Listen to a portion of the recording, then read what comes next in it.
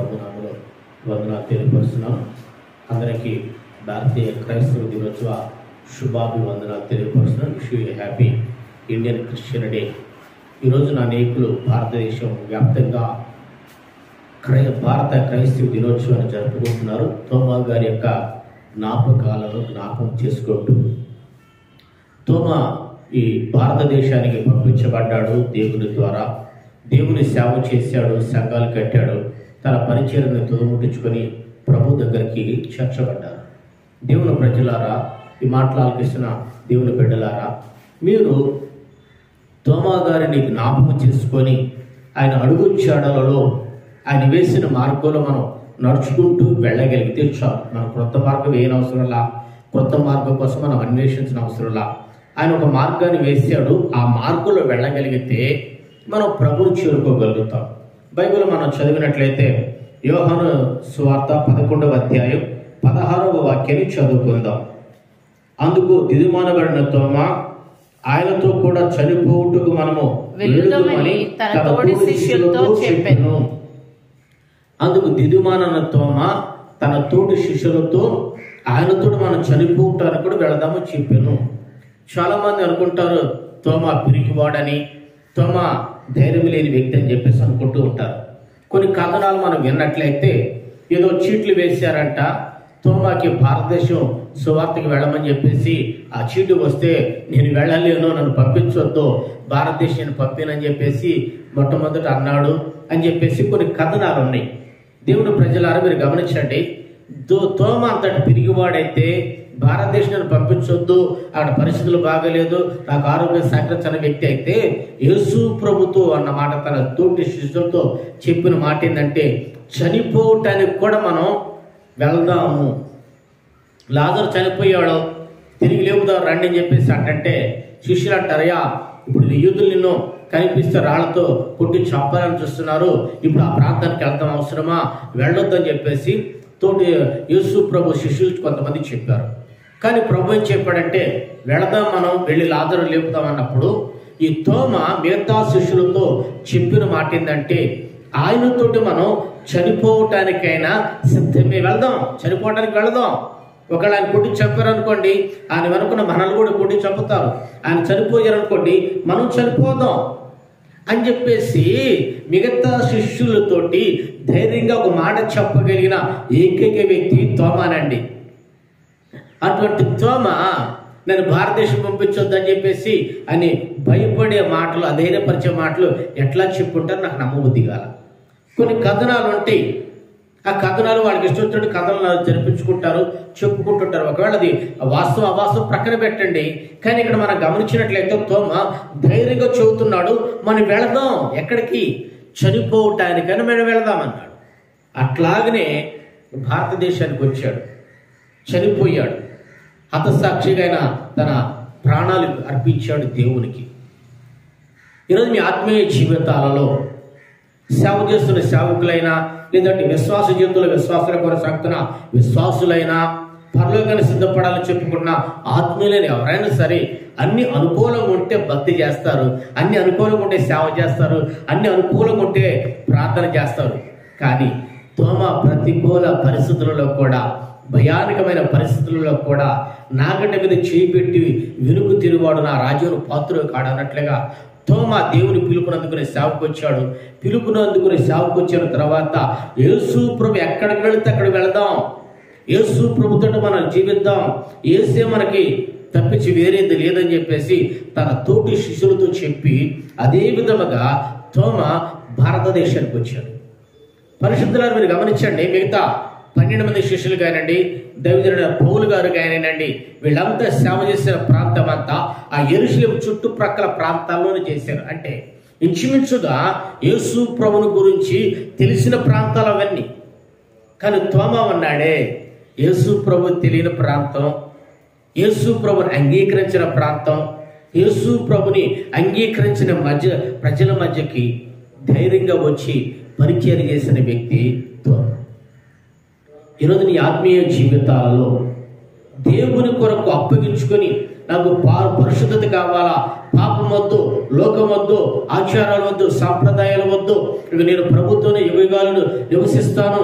ఈ విశ్వాస జీవితం దేవుని కొరకే, ఈ ఆత్మీయ జీవితం దేవుని కొరకే, నేను నాగడ మీద చేయబెట్టి ఇక వెనక తిరగను అని సావుకులైన, విశ్వాసులైన, ఆత్మీయులైన ఎవరైనా సరే వెనుదిరగక ఎవరైతే ముందుకు వెళ్ళగలుగుతారో వాళ్ళు తోమా వలె చరిత్ర పుటలలో చిరస్థాయిగా నిలిచిపోతారు. వాళ్ళ గురించిన ఆ చరిత్ర రాసి భావి తరాలకి, ముందు తరాలకి అది చదువుకోవటానికి, నేర్చుకోవటానికి, అనుసరించడానికి వాళ్ళకి నిలిచి ఉంటుంది. ఈరోజు మీరు గమనించండి, ఉన్న 12 మంది శిష్యులు కానివ్వండి, లేదంటే యేసు పౌలు గారు కానివ్వండి, లేదంటే యేసు ప్రభువును అప్పగించిన వ్యక్తి కానివ్వండి, ఎవరి గురించి పెద్దగా మనం ధ్యానించట్లా. తోమా గురించి ధ్యానించుకుంటున్నాం, తోమాని జ్ఞాపకం చేసుకుంటున్నాం. కారణం ఏంది? తోమా చేసిన ఒక త్యాగం, తోమా చేసిన ధైర్యం, తోమా చేసిన పని. మీరు ఎటు వెళ్ళి వెళ్ళండి, నేను మాత్రం ఈ భారతదేశ దేవుడు నాకు చూపించాడు. అక్కడ యేసు ప్రభుని అంగీకరించిన ప్రజల వల్ల, యేసు ప్రభు తెలియని ప్రజల వల్ల, వాళ్ళ ఆచారాలు సాంప్రదాయాలతో వాళ్ళు నడుచుకుపోతూ ఉన్నా సరే నా సేవను నేను దేవునికి అప్పగించుకొని నేను చేస్తానని వచ్చి తన పరిచర్యని తుదముట్టించిన వ్యక్తి తోమా. హల్లెలూయా. కనుక మీ ఆత్మీయ జీవితాలలో తోమాని జ్ఞాపకం చేసుకుంటున్నాం, పండగ చేసుకుంటున్నాం అని కాదు, కానీ నాగటి మీద చేయి పెట్టి వెనుదిరగక నీ విశ్వాస జీవితాన్ని, నీ భక్తి జీవితాన్ని, నీ సేవా జీవితాన్ని ముందుకు కొనసాగిస్తూ ఉన్నావా? వెనకబడిపోయి ఆ శ్రమలలో నిలబడలేక, పరిస్థితులకి ఎదురు వెళ్ళలేక, ప్రతికూల పరిస్థితుల్లో కృంగిపోయి వెనుదిరుగుతూ ఉన్నావా?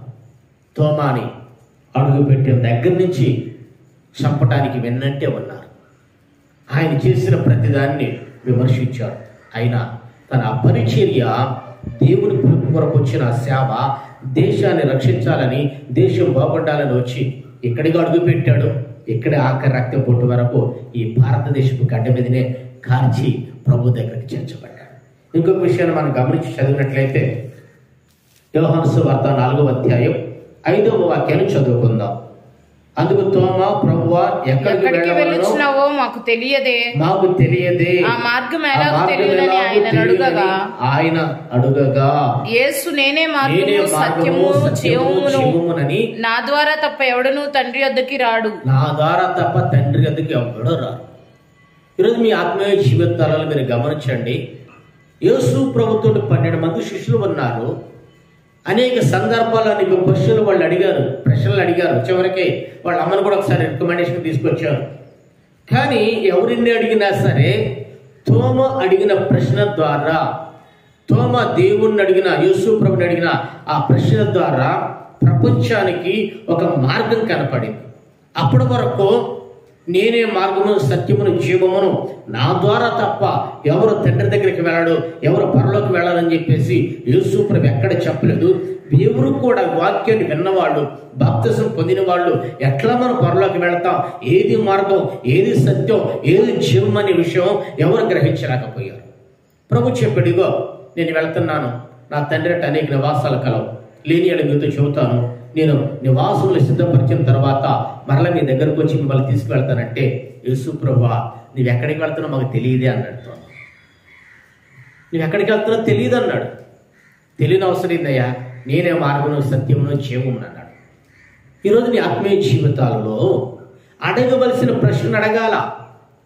అడగకూడని మాటలు అడిగేసి, అడగకూడని ప్రశ్నలు అడిగేసేసి విసిగించకూడదు. ఏది అడగాలో, ఏది అడగకూడదో తెలిసి ఉండాలి. స్కూల్లో పిల్లలు ఉంటారు, వాళ్ళు అడగవలసిన క్వశ్చన్ అడిగితే టీచర్ చక్కగా సమాధానం చెబుతారు, వీళ్ళు బాగా చదువుకుంటారు, సబ్జెక్ట్లో ఉన్న సమస్యలు తీర్చబడతాయి. కానీ వీళ్ళు అడగకూడని క్వశ్చన్లు అడుగుతారు. టీచర్ ఏం చెప్పింది, అడగకూడని అసలు అయితే సమాధానం చెప్పదు. వీళ్ళ జీవితం ఏమైపోద్ది, ఆ గమ్మి గోచరం అయిపోద్ది. ఈరోజు నీ ఆత్మీయ జీవితాలలో బైబిల్ ధ్యానించినప్పుడు, వాక్యాన్ని ధ్యానించినప్పుడు, ప్రార్థన చేసుకున్నప్పుడు సందేహాలు వస్తాయి కొన్ని. ఆ వచ్చే సందేహాలలో దైవజనులు కానీ, పెద్దలు కానీ, లేదంటే తెలిసిన వాళ్ళు అడుగుతారు. అడిగినప్పుడు మీ ఆత్మీయ జీవితాలలో మీరు ఏం చేస్తున్నారు? అడగవలసిన క్వశ్చన్ అడుగుతున్నారా, అడగకూడని క్వశ్చన్లు అడుగుతున్నారు? తోమ అడగవలసిందే అడిగాడు, అడగవలసిందని అడిగాడు. ఈరోజు నీ ఆత్మీయ జీవితాలలో అడగవలసిన క్వశ్చన్ అడగగలుగుతున్నా అంటే, ప్రార్థన చేస్తే దేవుడు సమస్తాన్ని నీకు బోధిస్తాడు. ప్రార్థన చేస్తే సమస్తం నీకు బోధించబడిద్ది. ప్రార్థన చేస్తే మార్గాన్ని తెలుసుకుంటావు. ప్రార్థన చేస్తే దేవుడు చక్కగా నీకు వివరిస్తాడు. తోమ అడిగాడు, నేనే మార్గమును సత్యమును జీవమును. ఈరోజున ఆ మాట తప్పించి వేరేది ఏదీ లేదు. నేనే మార్గమును సత్యమును జీవం. కాబట్టి ఆయన మార్గం, ఆయన సత్యం, ఆయన జీవం. ఈ సమాధానం, ఈ క్వశ్చన్, ఈ మార్గం ఎక్కడి నుంచి వచ్చింది?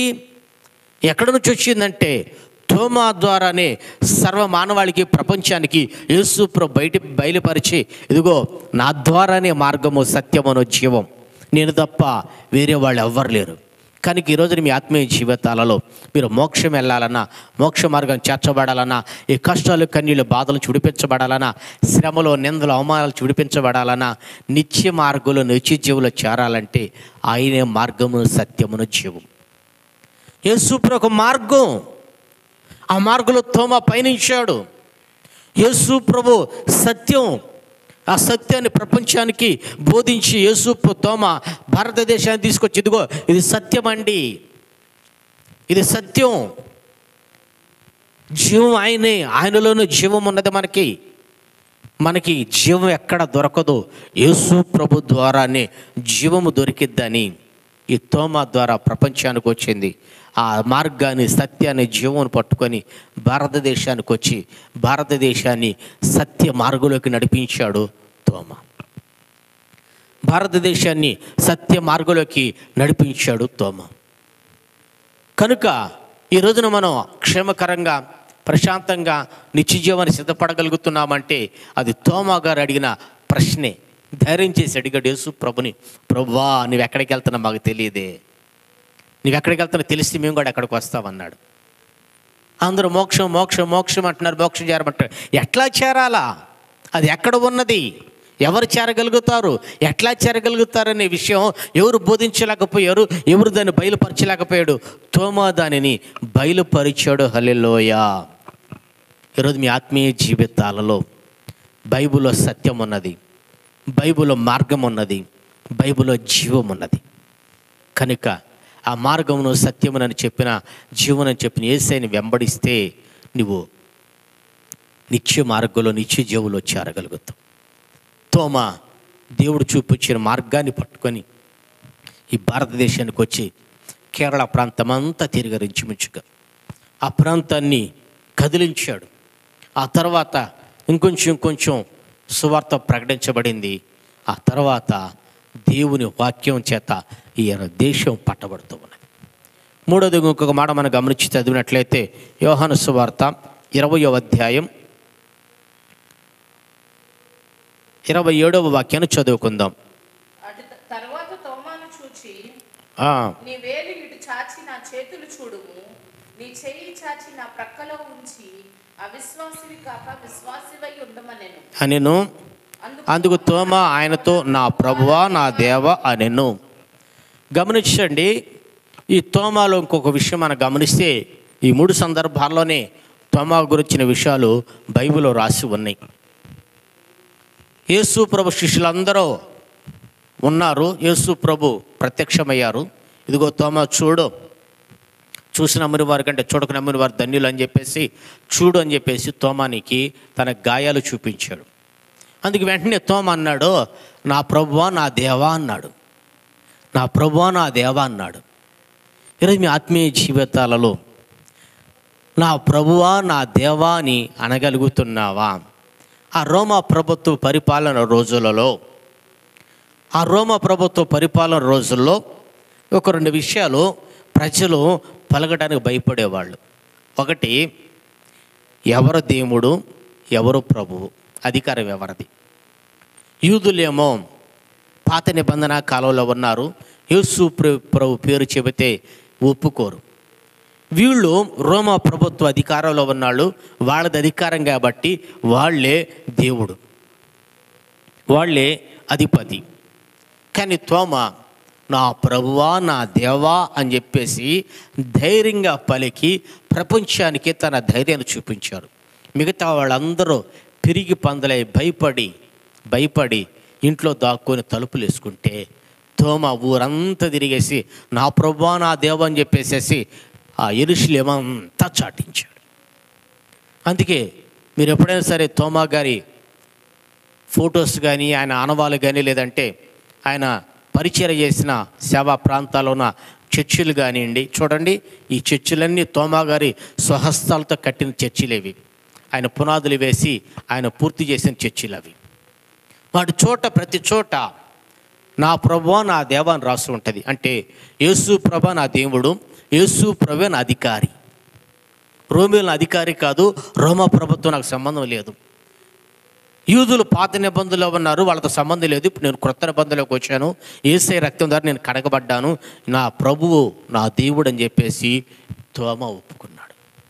మిగతా 12 మంది శిష్యులు ఎవ్వరూ ఆ మాట చెప్పలేకపోయారు. ఈరోజున భక్తి చేస్తున్న నీ ఆత్మీయ జీవితంలో, పరిశుద్ధపరచబడిన స్వాస్థ్యం పొందాలని ఎదురు చూస్తున్న నీ వ్యక్తిగత జీవితంలో యేసు ప్రభుని దేవుడుగా అంగీకరించి యేసయ్య ఆధిపత్యంలోకి నువ్వు రాగలుగుతున్నావా? కొంతమంది ఇంట్లో భక్తి చేస్తారు, బయటికి వెళితే దేవుడు దేవుడు అంటాడు. ఏ దేవుడో తెలియదు.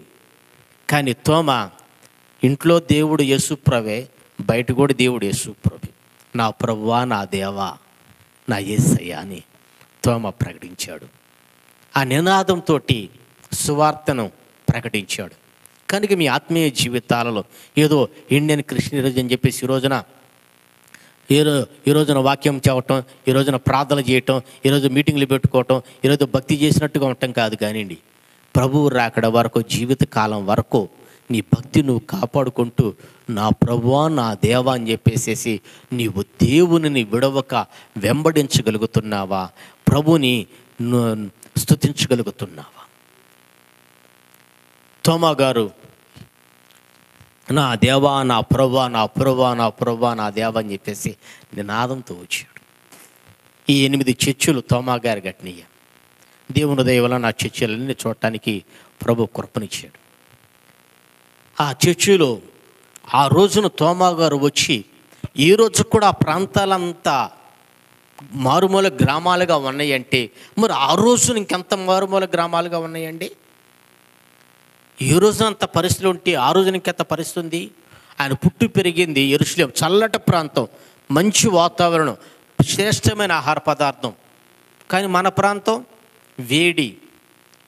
అక్కడ ఆహార పదార్థాలకి ఇక్కడ ఆహార పదార్థాలకి తేడా ఉన్నది. అక్కడ వాతావరణం ఇక్కడ వాతావరణం సరిపడదు. ఆయన తోమ ఆ ప్రాంతాల నుంచి ఈ ప్రాంతానికి వచ్చి చుట్టుపక్కల పరిసర ప్రాంతాలన్నీ తిరిగి సేవ చేశాడు, మందిరాలు కట్టాడు, సువార్త ప్రకటించి బాప్తిజం ఇచ్చి రక్షించబడిన వారికి ఆరాధనకి ఒక స్థలాన్ని సిద్ధపరిచి దేవుని మందిరం కట్టి అక్కడ కొంతమందిని నియమించి ఆ మందిరాన్ని పరిచయం చేయటానికి, ఆ మందిరాన్ని కాచుకోవటానికి, విశ్వాసులు స్థిరపడి ప్రభురాడి సిద్ధపడటానికి కొంతమందిని నియమించి మళ్ళీ దేవుని ప్రార్థన చేసి వేరే ప్రాంతానికి వెళ్ళమంటే ఇంకో ప్రాంతానికి వెళ్ళి ఆ ప్రాంతంలో మందిరం కట్టి, అట్లా భయానకమైన పరిస్థితి. ఈ రోజున కూడా ఆ ప్రాంతానికి వెళ్ళాలంటే కొన్ని చోట్లకి భయం వేస్తుందండి. అంటే అంత అరణ్యంలో మృగాల మధ్య భయానకమైన పరిస్థితులలో సేవ చేశాడు. ఈరోజు ఏమీ లేదు. మరి ఆ రోజున ఆయన ఎవరు పిలిచి అన్నం పెట్టారు, ఎవరు ఆదరించారు, ఆయన ఎవరు పరామర్శించారు? కానీ ఎవరు పిలిచినా పిలవకపోయినా, ఎవరు పరామర్శించినా పరామర్శించకపోయినా, పిలిచిన దేవుడు నమ్మదగిన దేవుడు గనక తోమా గారిని పోషించి సంరక్షించి ఆయన పరిచర్య తుదముట్టించాడు. యెరూషలేము ఆ ప్రాంతాల నుంచి వచ్చి సేవ చేసిన తర్వాత చైనా వెళ్ళాడు. చైనా నుంచి మళ్ళీ చెన్నైకి వచ్చి చెన్నైలో దేవుడు విశ్రాంతి తీసుకొని ప్రార్థన చేయమంటే అక్కడ నిలిచి ప్రార్థన చేసుకుంటూ ఉన్నాడు. ఆయన ప్రార్థన చేస్తుంటే ఆయన ఎక్కడ ఉన్నారని వెతికి చంపటానికి వచ్చారు. ఏంటంటే మా ప్రజలు మార్చారు. ఏం మార్చారు? పాపుల నుంచి విడిపించబడతాం మార్చడమా? అక్రమాల నుంచి విడుదల పొందటం పాపమా? మనిషి ఆచారాల నుంచి ఆచార భక్తుల నుంచి విడిపించడం పాపమా? ఆయన చేసింది ఏం చేశాడండి నేరం? ఆయన మనిషిని మనిషిగా నిలబెట్టాడు. అది నచ్చల. ఇక చంపేశారు. ఆఖరి రక్త బొట్టుని కార్చి చనిపోయారు. ఆయన చనిపోయే ముందు ఆయన ఒక సిలువు చెక్కుకొని ఒక రాతి మీద పడి చనిపోయాడండి. ఆ రాతి మీద ఇప్పటికి కూడా ఆ తడి అట్లాగనే ఉంటుందండి. 2011లో సెయింట్ థామస్ కొండకి వెళ్ళి ఆ రాతిని నేను తాగితే ఆ ప్రాణాత్మ శరీరాలు విలవిల్లాడిపోయి, ఆ తర్వాత వెళ్తే నేను ఒక గ్లాస్ ప్రొటెక్ట్ చేసేసి ఎవరిని తాకనిట్లేదు, అందరూ వెళ్ళేసి దాని మీద చేతులు పెడుతున్నారు. చనిపోయారు, తీసుకెళ్ళి సమాధి చేశారు. శాంతం చర్చ్ అని చెప్పేసి సమాధి చేశారు. సమాధి చేసిన తర్వాత ఆయన్ని చనిపోయాడని చెప్పేసి ఎడిసా ప్రాంత వాసులు తెలిసింది.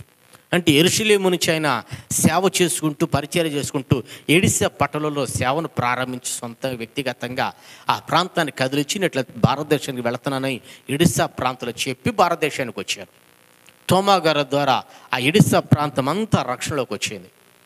3వ శతాబ్దం చివరిలో ఇట్లా వ్యాపార నిమిత్తం వాళ్ళు వీళ్ళు వస్తా ఇట్లా తోమా గారు చనిపోయారని తెలుసుకొని ఆయన అవశేషాలని చెన్నై నుంచి తీసి ఎడిసా పట్టణాన్ని తీసుకువెళ్ళారు. ఎడిసా పట్టణాన్ని చేరిన రోజు జూలై 3వ తేదీ. ఆయన చనిపోయింది డిసెంబర్ 21. చనిపోయింది తోమా గారు హతసాక్షిగా మరణించిన రోజు డిసెంబర్ 21. తోమా గారి యొక్క అవశేషాలను చెన్నై ప్రాంతంలో నుంచి తీసుకొని ఎడిసా ప్రాంతానికి వెళ్ళారు. ఆయన అవశేషాలు చేరిన రోజు జూలై 3వ తేదీ. పరిశుద్ధుని అవశేషాలు మన మధ్యకు వచ్చినాయి అని చెప్పేసి ఎడిసా ఫీట్గా ఎడిసా ప్రాంత ప్రజలు పండగ చేసుకున్నారు. జూలై 3వ తారీఖున ఎడిసా ప్రాంత ప్రజలు పండగ చేసుకున్నారు. ఆ తర్వాత అక్కడ కొన్ని కారణాలు జరిగినాయి, కొన్ని పరిస్థితుల వల్ల, యుద్ధాల వల్ల ఆయన అవశేషాల మరలా ఇటలీకి తీసుకెళ్లి ఇటలీలో భద్రపరిచారు. ఈరోజున అనేకులు తోమా గారు చనిపోయిన రోజు అనుకుంటారు. ఇది తోమా గారు చనిపోయిన రోజు కదండి. తోమా గారికి అవశేషాలు ఎడిసా పట్టణానికి చేర్చబడిన రోజు. వాళ్ళు దానికి జ్ఞాపకార్థంగా ఎడిసా ఫీస్ట్ అని చెప్పేసి పండగ చేసుకుంటుంటారు. తర్వాత కొన్ని సంవత్సరాలు అట్లా పండగ జరిగింది. కొన్ని ప్రాంతాలు కొన్ని దేశాలు ఈ తోమా గారి గురించిన విషయాలు తెలుసుకొని పండగ చేసుకుంటూ ఉంటుంటే మనకి ఈ మధ్యనే 2021లో ప్రారంభించాడు. మంచిదే, ఏదైతే ఏమైంది కాకపోతే ఆచార భక్తిగా కాకుండా, సాంప్రదాయాల పద్ధతులుగా కాకుండా దేవుని ఆత్మచేత నింపబడి పరిశుద్ధాత్మ ప్రేరేపణతోటి నీ ఆత్మీయ జీవితంలో నీవు పరిశుద్ధత నుంచి పరిపూర్ణత చేసుకుంటున్నావా? నీ పరిచయం తుదముట్టేస్తున్నావా? నీ జీవితాన్ని ప్రభుకు అప్పగించుకుని విశ్వాసాన్ని కాపాడుకుంటున్నావా? ఆ ఎడిసా ప్రాంతానికి చేర్చబడిన రోజుని వాళ్ళు చేసుకుంటుంటే ఆ తర్వాత మన వాళ్ళు 2030కి యేసు ప్రభు పరిచర్యను ప్రారంభించి భూమి మీదకి వచ్చి 2000 సంవత్సరాలు పూర్తవుతాయని చెప్పేసి ఆ 2021 నుంచి 2030కి ఒక పండగ పెట్టారు. మంచిదే. ఈలో ప్రభు వచ్చాడు అనుకోండి, యేసు ప్రభు రాకడొస్తే ఏమైపోద్ది పండగ? యేసు ప్రభు వచ్చాడు అనుకోండి, ఏమైపోద్ది పండగ? ఈరోజు మీ ఆత్మీయ జీవితాలలో ఆచారాలు సాంప్రదాయాలు కాదు, ప్రభు రాకడికి నీవు సిద్ధపడగలుగుతున్నావా? తోమా తన జీవితాన్ని దేవునికి అప్పగించుకొని ప్రభు దగ్గరికి చేర్చబడ్డాడు. ఈరోజు నీ ఆత్మీయ జీవితంలో ప్రభు రాకడికి నువ్వు సిద్ధపడగలుగుతున్నావా? అనేకులు సిద్ధపరచగలుగుతున్నావా? ఏదో నీ భక్తి నువ్వు చేసుకోవటం కాదు. ఆ సంఘాలన్నీ నేను చూశానండి దేవుని దయ వలన. ఈ రోజు కూడా అంత భయంకరంగా ఉన్నాయంటే మరి ఆ రోజు ఇంకెంత దారుణంగా ఉన్నాయో. ఆ భయానకమైన పరిస్థితులలో, భాషరాని ప్రాంతంలో, అర్థం చేసుకునే ప్రజల మధ్య ఏమి తింటే ఏమైద్దో తెలియని పరిస్థితులలో, ఈ భయానకమైన వాతావరణ పరిస్థితులలో నిలిచి సేవ చేసి ప్రభు రాకడికి ఈ దేశాన్ని సిద్ధపరుస్తున్న ఆ తోమా గారి యొక్క జ్ఞాపకాలతోటి మనం వెళ్ళగలుగుతున్నామా? నాకు ఒక ఉద్యమం కలిగిందండి. ఆ ప్రాంతాల ఒక్కొక్క మందిరాన్ని చూస్తే ఒక్కొక్క రకమైన ప్రేరేపణ వచ్చేది. మనం ఎందుకు సేవ చేయలేకపోతున్నాం? భాష వచ్చు, తెలిసిన వాళ్ళు ఉన్నారు, అన్నీ ఉన్నాయి. ఈ రోజున మనం ఎంత సేవ చేయగలుగుతున్నామని నన్ను నేను విమర్శించుకొని కుమిలిపోయిన రోజులు చాలా రోజులు ఉన్నాయండి. ఏమి తెలియని ప్రాంతం, ఎవరో తెలియదు, ఏం పెడతారో తెలియదు. వాళ్ళ ఆహారం వేరు, మన ఆహారం వేరు, మన వాతావరణం వేరు, ఈ వాతావరణం వేరు, ఈ పరిస్థితులు వేరు. నా అనేవాళ్ళు పిలిచే నాథులు లేరు. కనుక మీ ఆత్మీయ జీవితాలలో ఏదో ఆచారాల భక్తి కాదు, కానీ నువ్వు ప్రభు రాకడికి సిద్ధపరచుకొని నీ చుట్టూ ఉన్న వారిని ప్రభు రాకడికి సిద్ధపరచగలుగుతున్నారా దేవుని ప్రజలారా?